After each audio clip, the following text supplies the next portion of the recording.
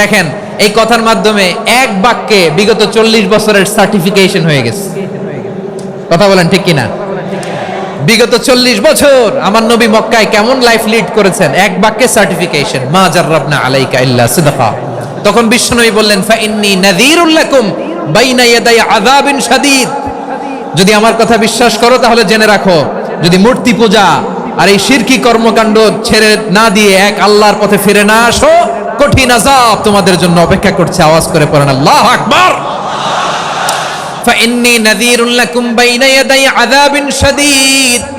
ভয়ঙ্করতম শাস্তি তোমাদের জন্য অপেক্ষা করেছে, আমি সেই শাস্তির সতর্কতা দিতে এসেছি।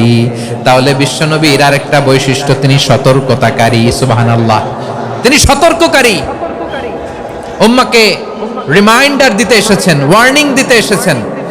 আবার জাহান্নামীরা যখন জাহান্নামে যাবে, ফেরেশতারা ডেকে বলবে, ও কপাল পোড়া জাহান্নামীরা, জাহান্নামে কেন ঢুকলা? দুনিয়ার বুকে কি তোমাদেরকে সতর্ক করার জন্য কেউ আসে নাই?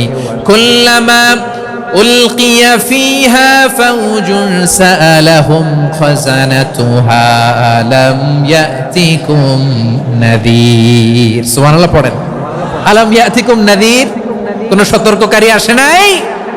বিশ্বনবী নাযীর হয়ে, সতর্ককারী হয়ে পৃথিবীতে আসলেন। তিনি জাহান্নামের ব্যাপারে উম্মাকে সতর্ক করেছেন। জান্নাতকে যেমনি তিনি চমকপ্রদভাবে উম্মার সামনে পোট্রে করেছেন, চিত্রায়িত করেছেন, ঠিক অনুরূপভাবে ভয়ঙ্কর জাহান্নামকেও তিনি এই উম্মার সামনে পোট্রে করেছেন। জাহান্নামকে কিভাবে বিশ্বনবী উম্মার সামনে পোট্রে করলেন, চিত্রায়িত করলেন, শুনতে মনে চায়? সিলেটবাসী শুনতে মনে চায়?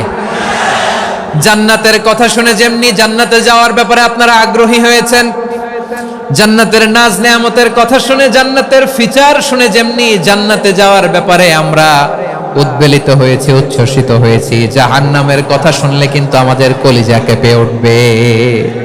কিভাবে বিশ্বনবী পোট্রে করলেন? বিশ্বনবী বলেন, নারুকুম হাযিহিল্লাতী ইউকিদু ইবনু আদম জুজউন মিন ৭০ জুজআন মিন হাররি জাহান্নাম। ও আমার উম্মতেরা, তোমরা যে রান্নাঘরে যে আগুন দিয়ে রান্না করো, তোমরা কি ভেবেছো জাহান্নামের আগুন ওই রান্নাঘরের আগুনের মতো না? আপনারা কিচেনে যে রান্না করেন, রান্নাঘরের আগুন আর জাহান্নামের আগুন তো একই না? সিলেটের ভাইরা বুঝে থাকলে উত্তর দেন।